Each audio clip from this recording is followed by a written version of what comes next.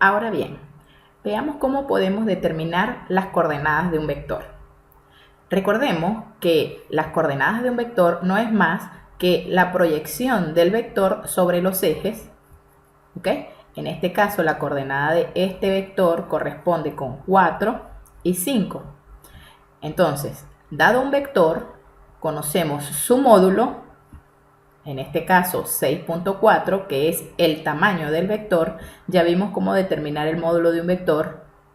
Y conocemos su dirección, que es el ángulo que forma el vector con respecto al eje positivo de las X medido en sentido antihorario.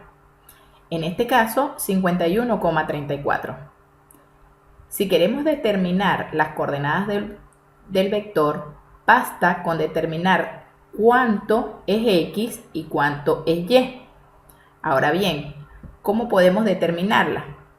Para determinar las coordenadas del vector usamos las relaciones trigonométricas, en este caso la relación seno y coseno. Muy bien, queremos determinar la coordenada del vector.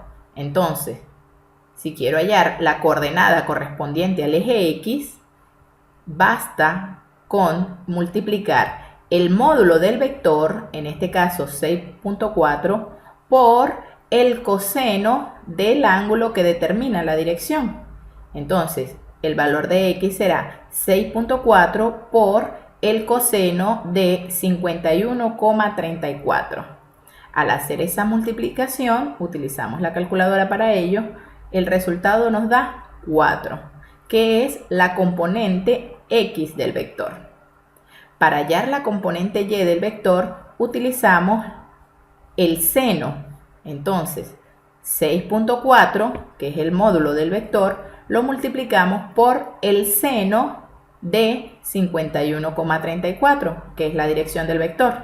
Entonces, 6.4 por el seno de 51,34 es igual a 5.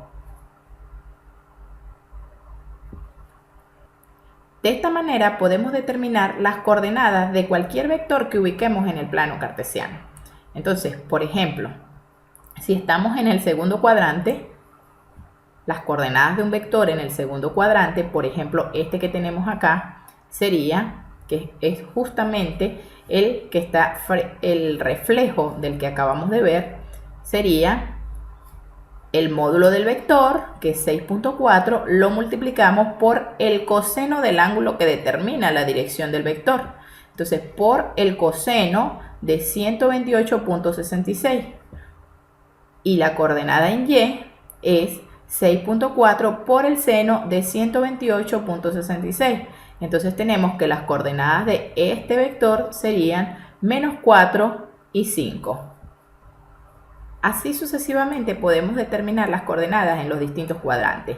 Por ejemplo, en este cuadrante, el ángulo que forma la dirección es desde el eje positivo de las X en sentido antihorario hasta donde llega el vector. En este caso, el ángulo es 201. Entonces, la componente X sería 5.39 por el coseno de 201 y esto es menos 5. Y la componente en Y es 5.39 por el seno de 201 y esto es menos 2. De esta manera también podemos ubicarlo en el cuarto cuadrante.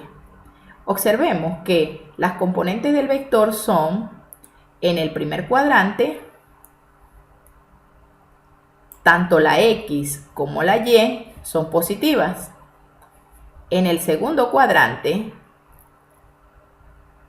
vemos que la X pasa del lado izquierdo, pero la Y queda del lado arriba. Por lo tanto, la X es negativa, pero la Y es positiva. En el tercer cuadrante, vemos que la X queda negativa y la Y queda negativa.